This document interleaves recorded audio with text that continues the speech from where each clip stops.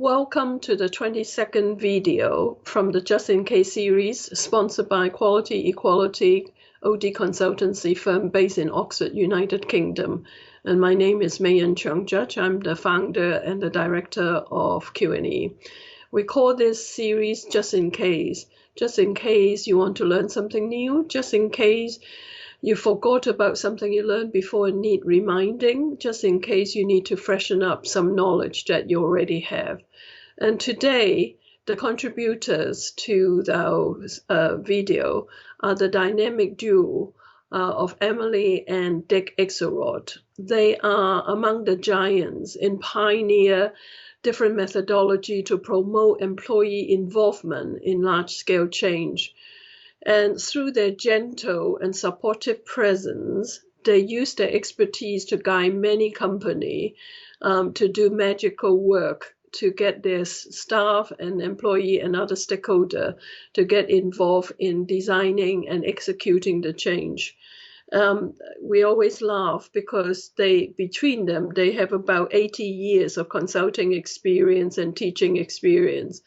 Clients like Boeing, Chicago Public School, Calgary Health Authority, Coca-Cola, Google, Harley-Davidson, and including UK's National Health Service have all benefited from them.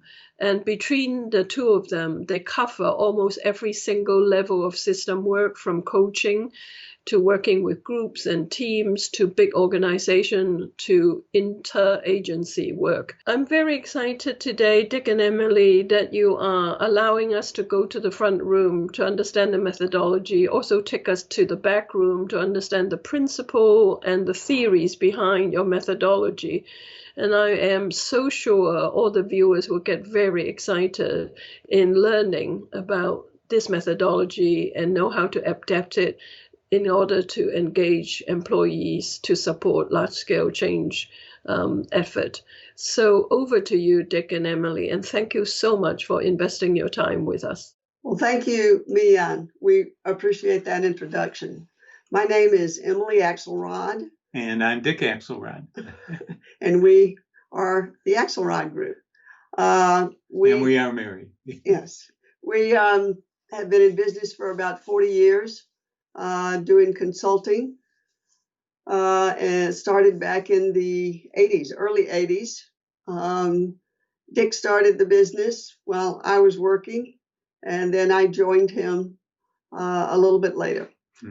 And up to you now. Yeah, I mean, our trajectory has been sort of a trajectory of OD as we've followed different ideas and theories and applied it to our work, starting with self-directed teams and moving all the way today's world of large group interventions and big system change. And virtual. And virtual, right, and virtual.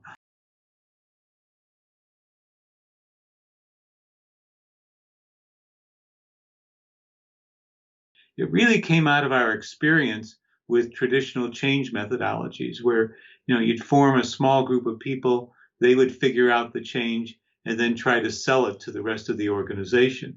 And what we began to notice was that, while these groups came up with great ideas, what was going on in the organization was there was an amount of resistance that was building up. So there was a way in which the change process started to create its own resistance. And it sort of came to a head for us where we had one consultation that just was a dismal failure. And it wasn't because the ideas weren't good. The group came up with really transformational ideas about how to change the workplace. But by the time they were ready to announce it to the organization, there were so many rumors and so much fear that it never had a chance. And so we never wanted to be in one of those situations again. And like in many situations, we got the best information from our clients. So we were sort of debriefing this, and one of the people on the steering committee said, if people in the organization knew what we knew, there wouldn't be a problem. Okay. They had the experiences and training that we had, then everybody would go along. And so, at that time, we were working with groups of 10 or 12 people to create the change effort. And we started to think about, well, what if we had 100 people in the room? What if we really got, as Marv Weisbord talks about, the whole system in the room? And that was really the beginning of our thinking about the conference model. And at the time, we were working with R.R. Donnelly, which is North America's largest printer. You may not know who they are because you never see their name on anything, but they print everything from catalogs to newspapers to all kinds of things. And I'm sitting in Ken Goldstein, who was the head of organization development at the time, in his office. And he said, "Hey, Dick, what are you thinking about these days?" And I started to talk about this idea of what if we brought large groups of people together to do the change as opposed to a small group. And, we talked about it, and I drew a few little ideas of like, well, what if we had 2 or 3 workshops where we brought people together? And, it was probably a 10 or 15-minute conversation. And a month later, I get a call from Ken, and he says, "We're ready." And I said, "Well, ready for what?" And he said, "Well, we're ready to do that idea we talked about when you were in the office." And there we were. We had nothing more than the ideas. We didn't have outlines. We didn't have a way of doing this. And they wanted to start the next month. So we really scrambled then to produce what was then the first conference model. So we're forever grateful to Ken, because he was willing to take a chance on this when it was really unproven and nobody else had ever thought of doing anything this way.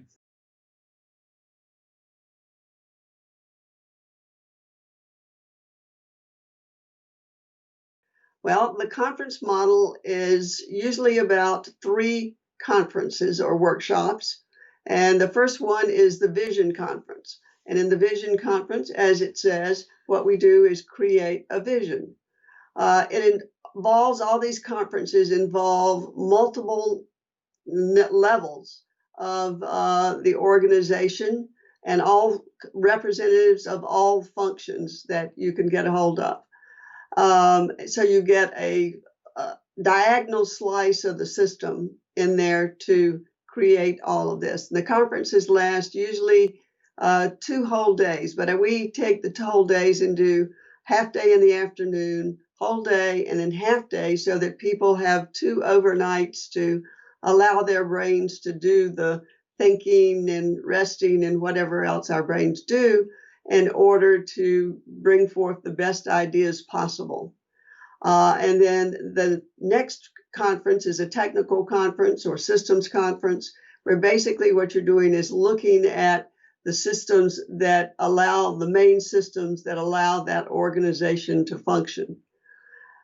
We look at that in terms of what are the things that we're doing that get in the way of that, and what are the things that are we doing that keep it moving. We also look there at the beliefs and behaviors that support that system and what really keeps it going. What do we need to let go of? What do we need to build on? The third conference is a design conference. And in the design conference, what we do is we come out with what we call a framework. It's like an architectural plan. It is one that then can be looked at, can be what do we call that when we fill it out? Yeah, like a blueprint for a house. Blueprint. That's the word I'm looking for.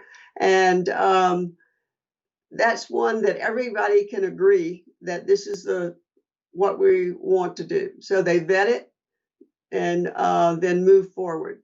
Has to be okayed by the management, because most of the time if you're in the U.S., then you would have the labor thing. And I'm sure that's probably true in other countries too, that you must have the top people write that and lead it forward. There are other conferences that we've done for particular organizations, like some organizations want to hear everything from their customers. So we have a special conference that involves just customer information. We've done implementation conferences where we get together and talk about how we're going to implement and what is the plan.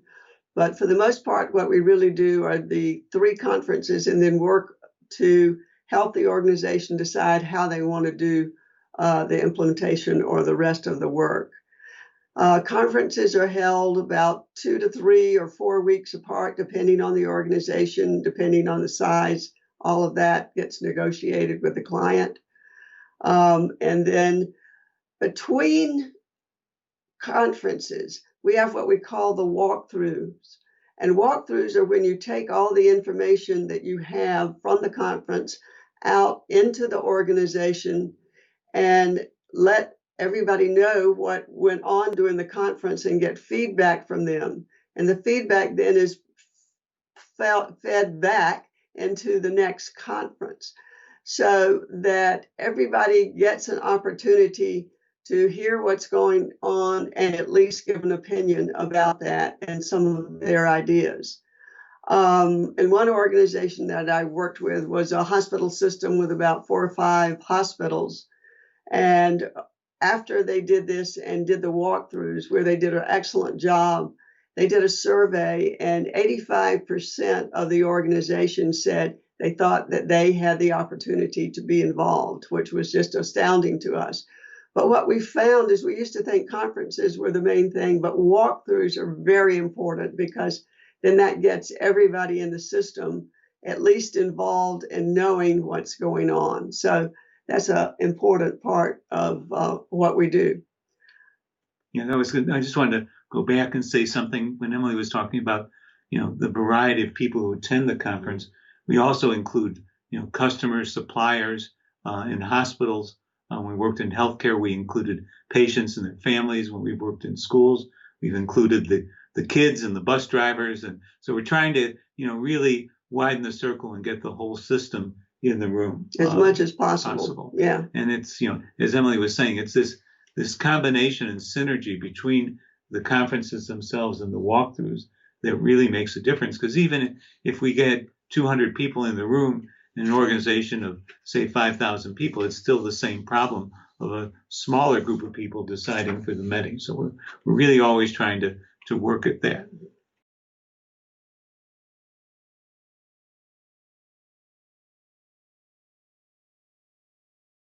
Well, we look at it as 2 kinds. One are the intangible things that occur, and that's really you get increased trust from the employees and engagement, early buy-in and commitment. What we say is that you might take a little bit longer, but what you get, you don't have to sell whatever the change is at the end because people know what they created it. They know they've been kept and communicated with. You also get a shared understanding of how the system works. People that have been in these conferences then understand what they're doing and how it fits into the whole processes of what's going on for the end product.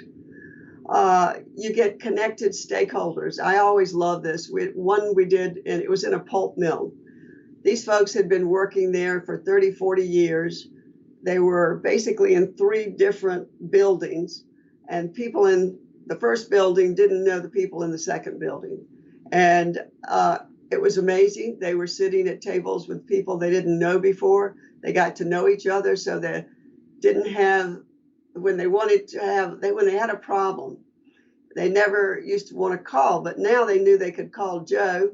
And Joe was that guy in that other department that you don't know anything about, and they're always calling us problems, but now we know somebody.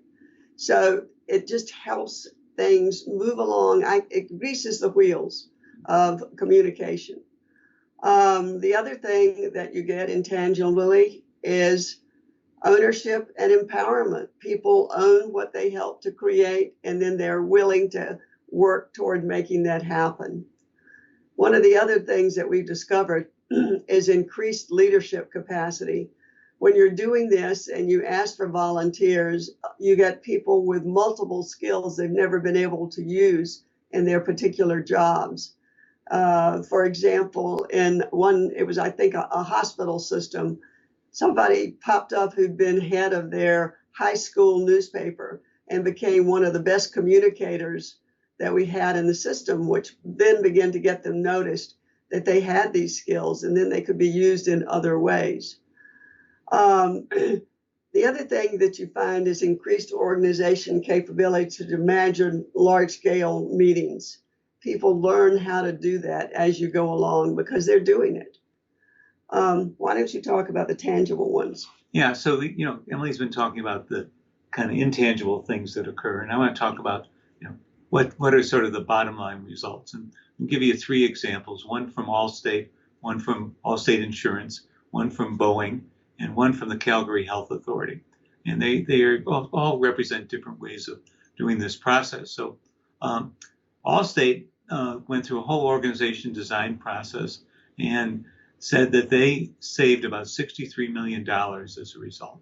Now, these folks, we never even trained them. They just read our books and read the materials and went off and did it. Okay, so we didn't even know it happened until we read about it. So that was quite astounding to us. At Boeing Commercial Aircraft Engineering, we worked just basically off a set of principles, which we'll talk about later. But this was more a principle-based sort of change. And we really just looked at how could we keep applying some basic principles in the change effort, using the idea of the large group gatherings as a vehicle for bringing people together. And what happened there was they had a 40% improvement in employee satisfaction and a 25% productivity improvement. It's the only time one of our clients got in trouble for saving too much money, because he would get called on the carpet by his boss because he would put in a budget forecast and he would come in better, and the boss would say, well, we're planning based on your estimates, and now you messed up our planning for the year because you did better than expected. So that was sort of a funny kind of anecdote to that. Calgary was a traditional conference model, as we talked about earlier. We had a couple of conferences. The issue there was how to reduce wait time to see specialists, because in Canadian healthcare, you can't see a specialist unless you have a referral from a primary care physician. And the delays were not caused by funding. Okay, the problem was the system was basically broken, and there was a lot of redundancy and people getting lost in the system and a lot of blame going back and forth. And so they used the conference model to look at how they could reduce wait time. And in that situation, they reduced wait time anywhere from 10 to 40%, depending on the subspecialty. So, you do this process, you get some things, the intangible things probably last longer than the tangible, but the tangible things in some ways get people's attention in a very significant kind of way.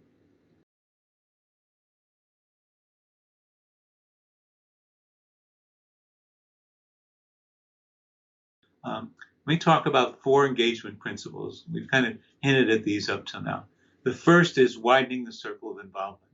That's when Emily was talking about including stakeholders, people at all levels, suppliers, customers, trying to say what's the relevant system that needs to be involved. So you include more people. But then you have to connect them. And there's really 2 levels of connection. The first level of connection has to do with connecting people to each other. Why is that important? Because people need to feel safe. They need to feel that they can speak up. They need to feel that they're listened to and understood. The second level of connection is to the purpose. What are we trying to achieve? So we get a large group of people together. We begin to work at connecting to them, to each other, and connecting them to the purpose. And then the next level is, can we build this group into a community that has both the will and the willingness to take action? So that's the third principle, that we're going to try and create during these conferences a community of people who are committed to the task and who are willing to make something happen. And then the fourth principle is what we're calling promoting fairness. And so what the fairness is about is feeling that throughout this change process, I'm going to be treated fairly. And our experience is if people believe that they're going to be treated fairly throughout the change process, they will do amazing things. Sort of self-interest disappears. Okay, but if they don't feel like they're going to be treated fairly, they may not even show up. Or if they do show up, they show up in a way to protect their self-interest. So you've got these 4 principles.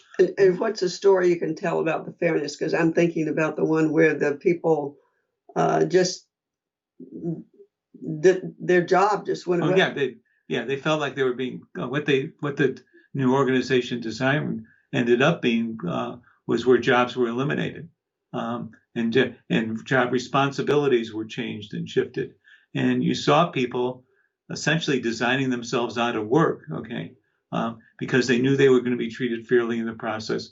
They knew that there'd probably be a place for them, even though it might not be the job that they originally had. So it was quite astounding to see that. So you have 4 principles. If you just do one of them, you get a benefit. Okay, if you just include more people, you're going to get a benefit. If you do all 4, you get a synergistic effect that's bigger than any one of the principles. So we got these 4 principles. Along with that, we have 3 leadership practices. And what we did was we went out and we interviewed people who were seen to be effective change leaders and asked them what was key to your success. And what was interesting was they were completely agnostic when it came to a change process. They could care less whether it was conference model or anything else. But what they did talk about were 3 sort of practices that if you listen to the audio tapes of these, the passion to which these leaders talked about them was really something. They believed it deep in their heart and soul. So the first one is honesty. They believed that they had to be honest. And being honest then supported trust. It supported people's willingness to go on. But the other thing was they expected honesty from their people. So as one leader said, I won't lie to you and I expect you not to lie to me. So that way. The next one had to do with transparency. So being transparent in the things that you do. And again, it's this 2-way transparency. Them being transparent with the people in their organization and expecting transparency back. Henry Lipmanowitz, who was at the time VP of Merck Asia, really took this to a whole new level. You know how in budgeting people, put in amount more than what they think they can get so they can eventually get down to where they want to be. Well, he said, if you give me an honest budget, then I will not change it. It took Henry about 3 years to get that in the organization. And some people couldn't operate in that system, so he had to make some changes. But at the end of 3 years, their budgeting meetings were a couple of hours. And as happens in many organizations, things happen during the year where you have to adjust their budgets. And so they would come in, everybody would see everybody else's budget. They would see the impact of making changes here or there. And those things usually lasted a couple of hours. And they were able to make changes that were not just to the benefit of a particular department, but benefit to the whole organization. And then the last was trust. And again, they knew that they had to be trustworthy. Okay. That was really important to them. But the other part was they trusted their organization. They trusted their organization to make the right decisions. And Hank Queen, who was the VP of engineering at Boeing, who we talked about earlier, he had a belief that if people worked on things that were important to them, both the organization would benefit and they would benefit as individuals. So he, in that process where they were just working off the principles, he didn't mandate any kind of change. Okay. He just said, go after things that you think are important.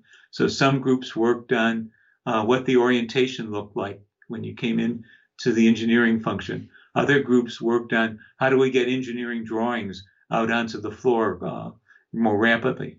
And that's what really produced those astounding results of, 40% improvement in employee satisfaction and 25% improvement in productivity.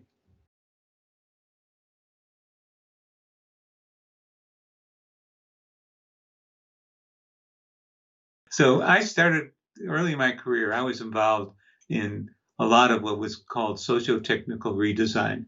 And this was the theory upon which self-directed work teams were based. And I worked for General Foods at the time, and we really were pioneering in the creation of self-directed work organizations.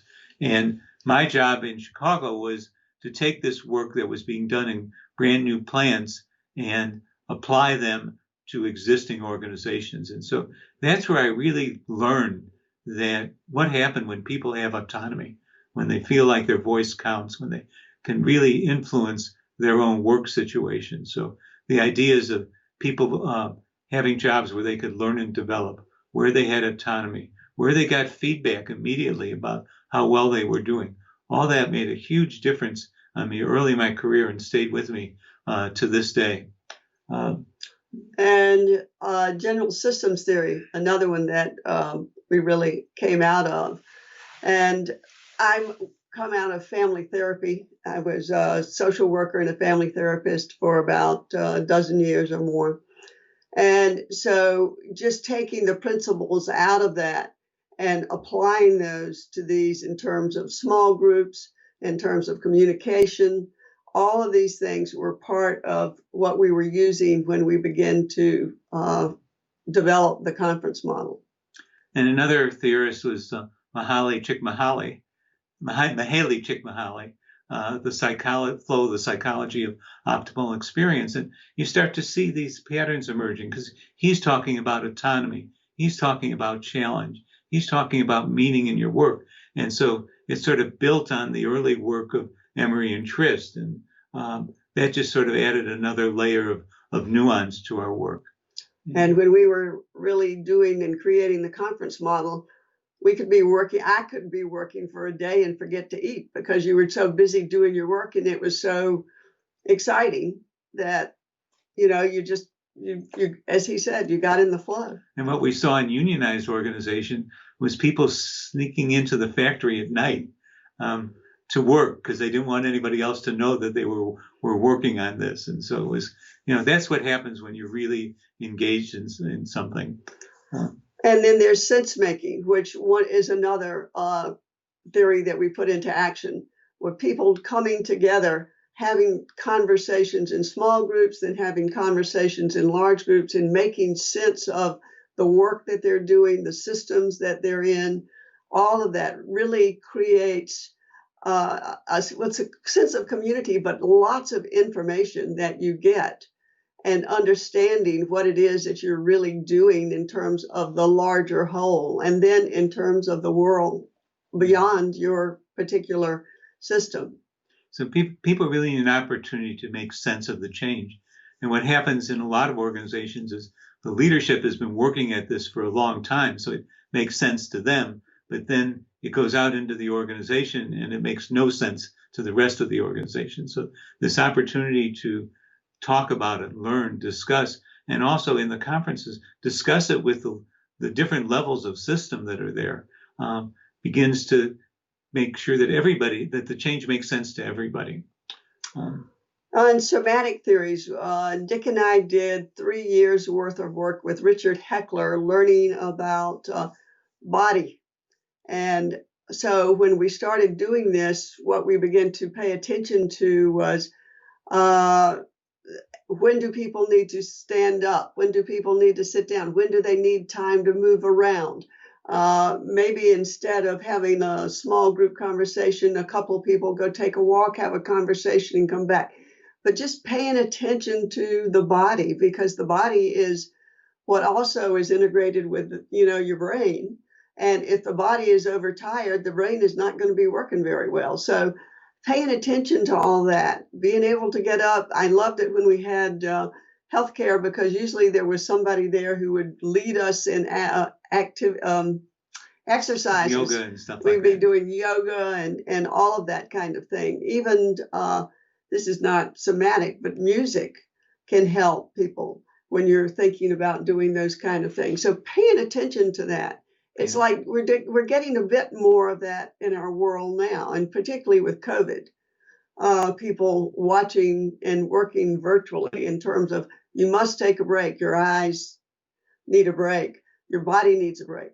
All of these kind of things. And so we were beginning to experiment with that back when we started and continued with the conference model. I remember one time where we were looking at organization design, and we actually had people stand on the floor. We kind of laid out the org chart on the floor, and we had people stand in their units. And I remember somebody who was matrixed and their hands were out like this.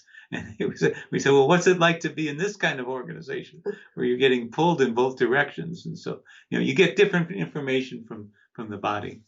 So going from the body to the mind, we were greatly influenced by Peter Kestenbaum. Peter Kestenbaum is a noted philosopher, creator of the leadership diamond, and probably the biggest thing that came out of our work with Peter was the notion of freedom, choice, and accountability. That when it comes to engaging people in change, they make a choice.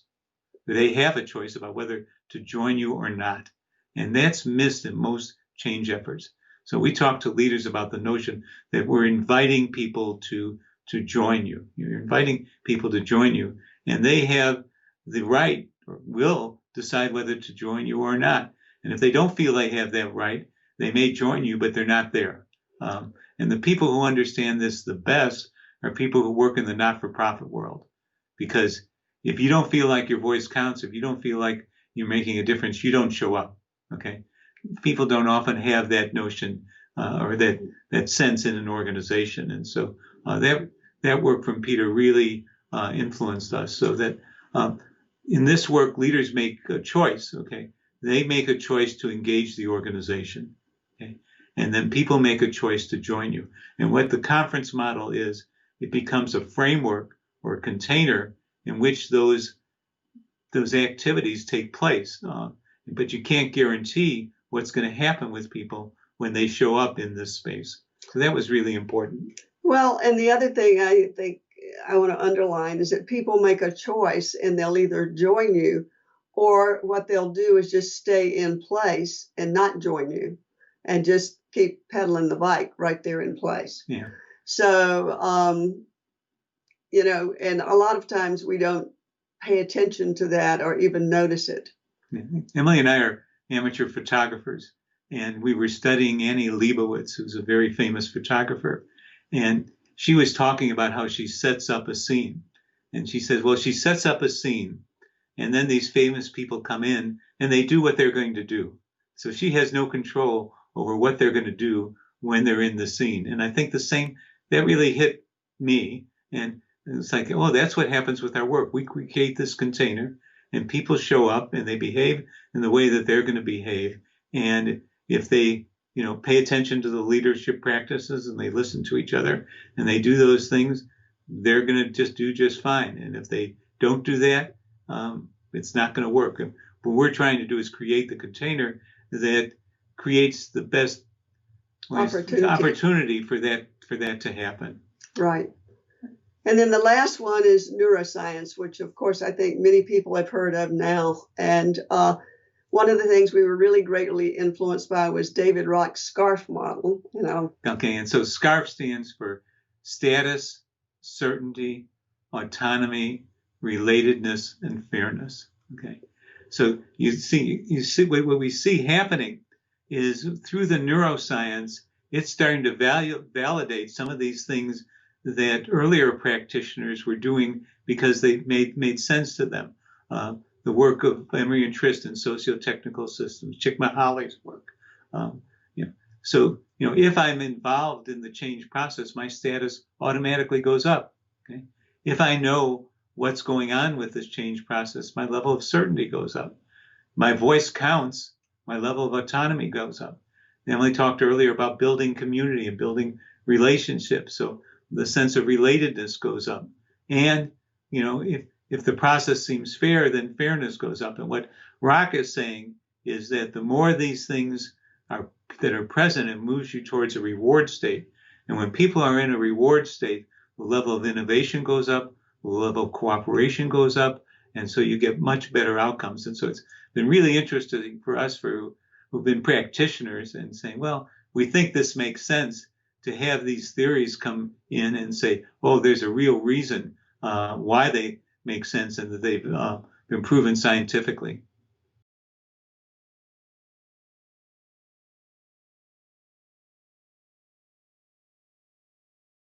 Okay, so we didn't have all these theories in place when we first started. We were just trying to meet a customer requirement, and so there's three offspring that we identified.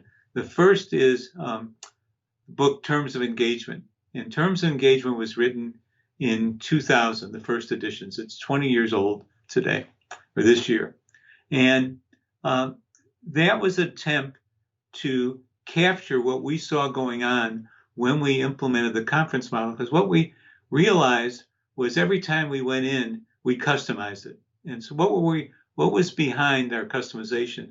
And it really came down to those four principles: widening the circle, connecting people to each other, creating communities for action, and promoting fairness. So, terms of engagement was a attempt to really document that.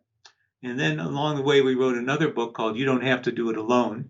And that was a supervisor's guide to participatory change. And so that was written for supervisors who had some change process and were trying to implement it. What were things that they could, kind of a handy dandy little guide. And we wrote that with Julie and Jake. Yeah, Julie Beaton and Jake Jacobs.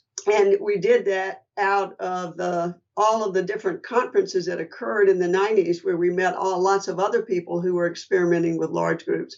And we met Julie and Jake and had great fun with them. And then out of that and our conversations came this book. And then the latest offspring is the meeting canoe. Okay?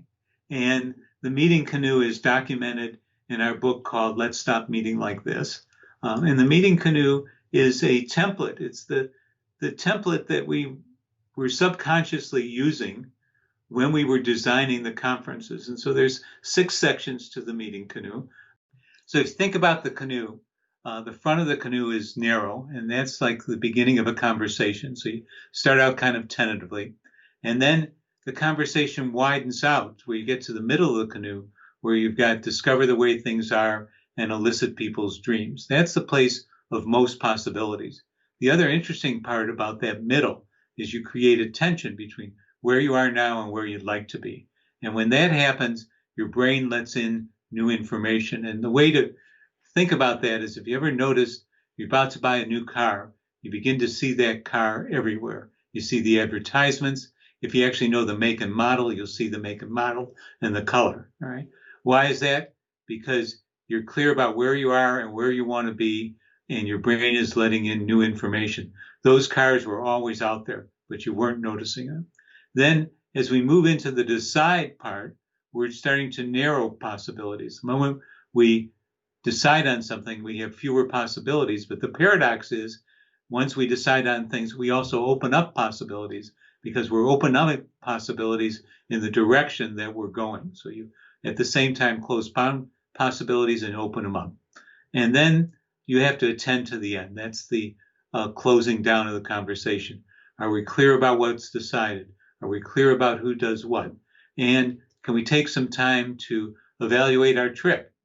What worked, what didn't work, what can we do better next time? So that's the meeting canoe, which really came out of our whole design process for how we created the various conferences in the conference model. Well, and it came out of looking back at what we'd done and trying to understand that in a different way so that we could really talk about it differently. The other interesting story about the canoe is it started out as a 3-dimensional cube. Okay. Because we were trying to get everything in there, and our editor said, no way, no how, and he wasn't going to put a cube in the book. And so we went to the Bob Von Elks, who's our graphic designer, and he said, the way I understand your work, okay, this cube does not help you. And Bob actually came up with the canoe metaphor. And we've been playing with that ever since. And it's just a simple, elegant way to describe and to think about what happens during a meeting.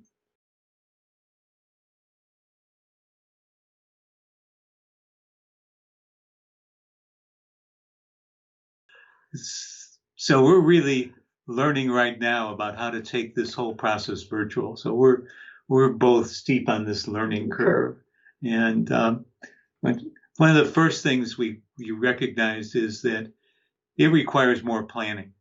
You have to be very detailed. The kinds of things that you could respond to by a quick question in the room make it really difficult online, and particularly if you're getting up in around 100 people in the room. So you got to be very planful. Your instructions have to be very clear. Very clear. And you have to be very detailed.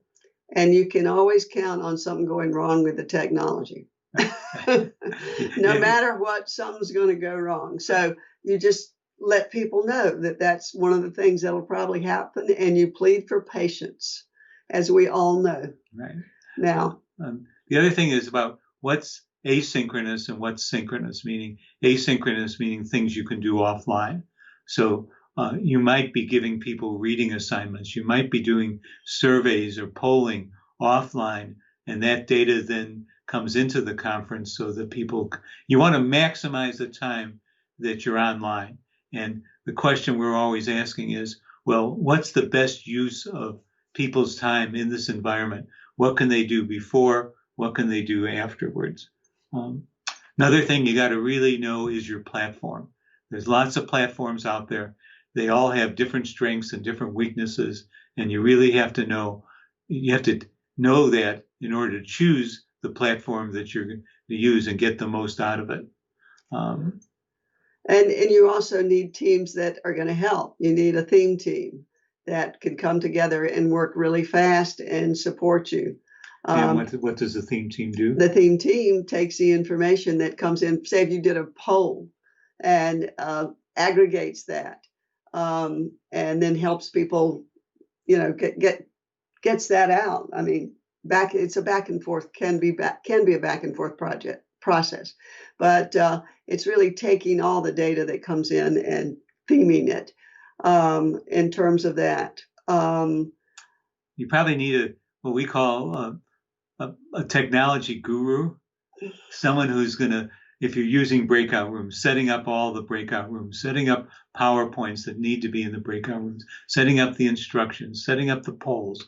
All that needs to operate seamlessly so that you don't have big glitches while you're working virtually. Yes, I was on one yesterday, and it was a technology team because the way it operated, there was a large room, but then people went into small rooms. And sometimes there was a glitch. So somebody would take care of this one, somebody would take care of that one, etc. You need somebody if I get kicked off, how do I get back on? Who do I call? How do I do that?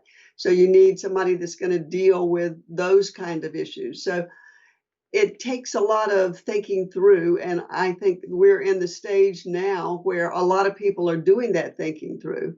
And they're also creating new platforms. There are all kinds of platforms that are being created at this point in time. So they're the standard ones, I think, that people use, but there's a lot of creativity going on.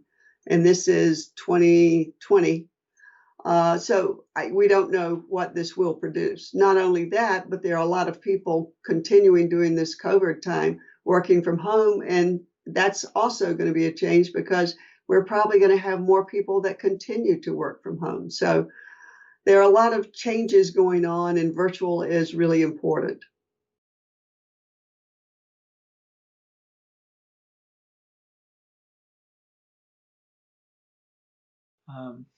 One of the big things is leadership, how important leadership is. There comes a time in every one of these processes where the leader has to step up, and you never know where that's going to be.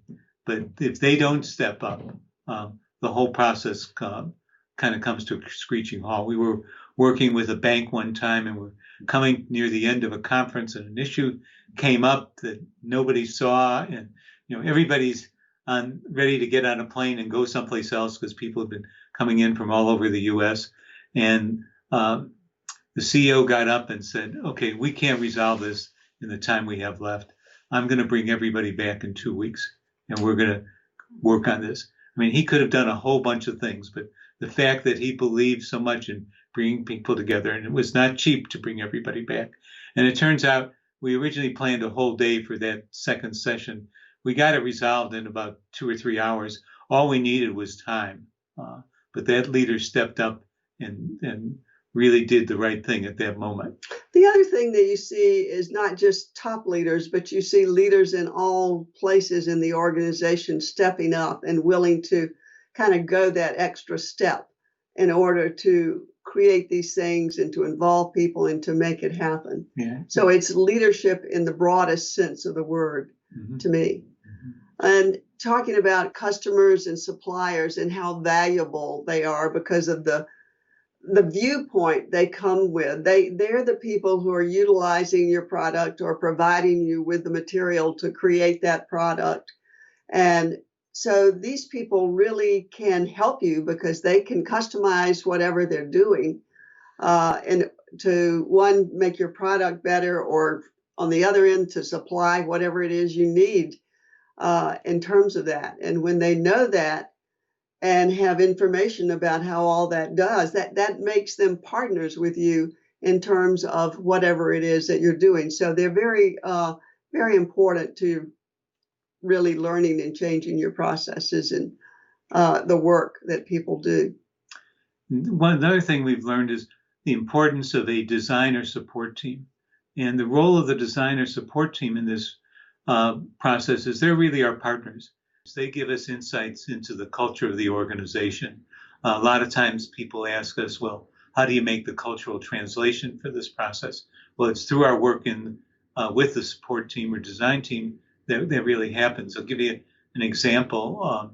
We're working up in Edmonton, Canada, on a project looking at how to provide better access to services for addicts. And in our team, we had a number of people who were either in recovery or were family of people in recovery. And they said, if you haven't had this experience in your family, you have no idea how heavy this is to talk about this stuff. So we got to do something to lighten this up. And I don't know how the idea emerged, but in the conversations, we came up with the idea of bringing in an improv group as part of the conferences.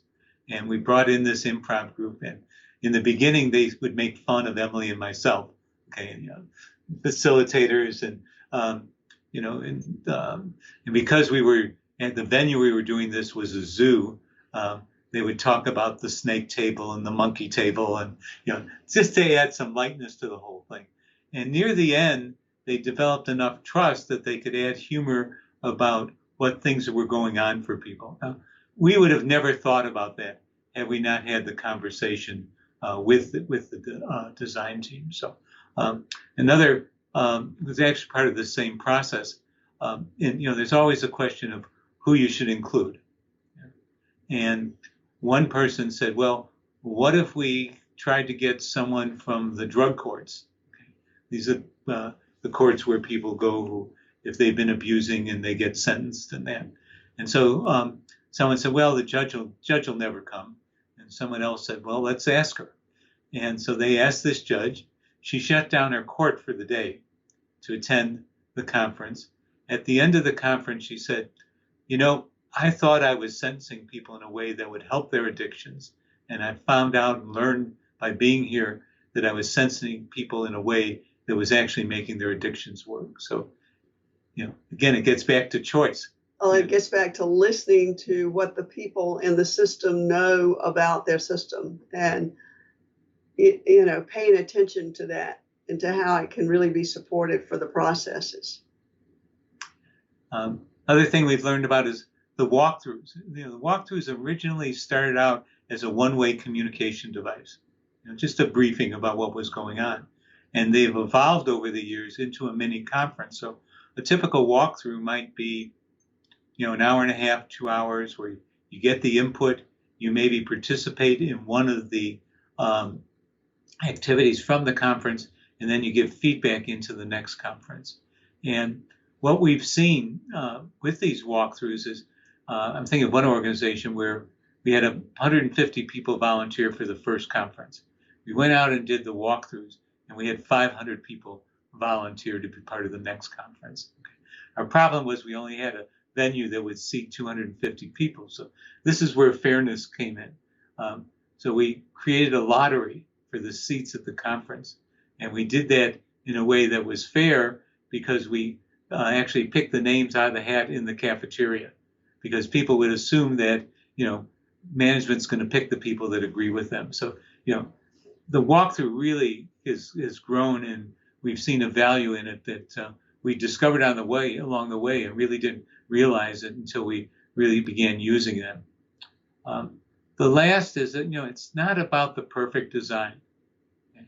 But it's really about people's commitment to the organization's goals and making their design work. That's really important.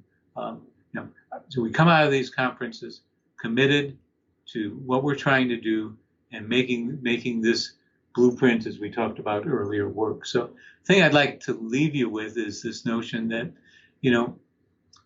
throughout any change process, conference model, no matter what you're doing, you're making choices. And those choices are important. There are choices about the design. There's choices about who to include. There's choices about length. Now that we're virtual, there's choices about platform. So you're going to have to make lots of choices as you go through this process. So you might as well make good choices as you go forward. So that's what we'd like to leave you with. Thanks for joining us. We've enjoyed talking with you. Wow, what a wonderful exposition of the conference model. Thank you for taking us to the front room to explain the process to us. And thank you for taking us to the back room, explaining the principle and the practice and the theories. But what I really love, Emily and Dick, is to watch the two of you do a double act with such mutual respect and love. And you are truly the dynamic duo in the OD world. So thank you. And I love to know that you two are continuing stimulating our thinking and teaching these things. And anyone who wants to learn more about any of the things that Dick and Emily has taught us, please contact them. Their information are at the end of the video, and all the bibliography and extra resources also there. So again, a very huge thank you to you, Emily and Dick, for sharing with us your wisdom, and a big thank you to the viewers. And I hope you have got enormous amount out of this video.